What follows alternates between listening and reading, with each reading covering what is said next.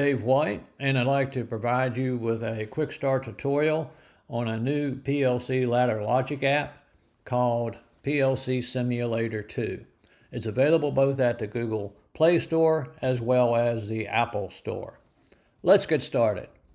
Click on the mouse icon at the top of the app, click on Garage Door, click on Try It, and you'll see the animation in the lower portion of your phone. Below that, you'll see the PLC instruction toolbox that we'll use to make the ladder logic.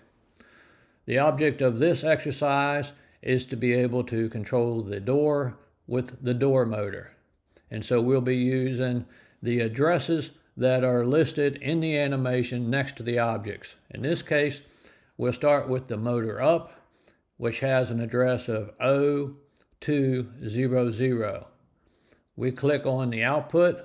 When we click on the output, we get a dialog box, and we have the O, and we need to make the 0 a 2, and then we have 00.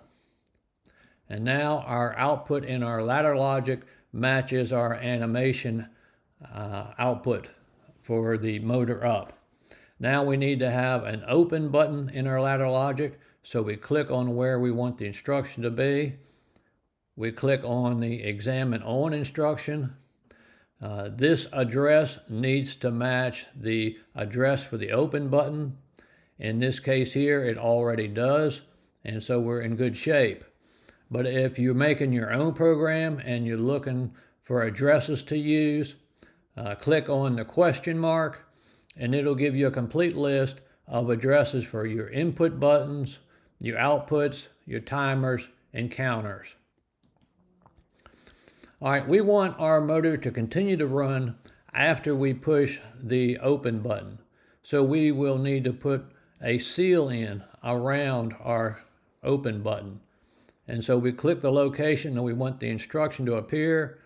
We click on the Examine On instruction. And once more, we're asked for an address. For a seal in, we want this Examine On instruction to have the same address as the output instruction.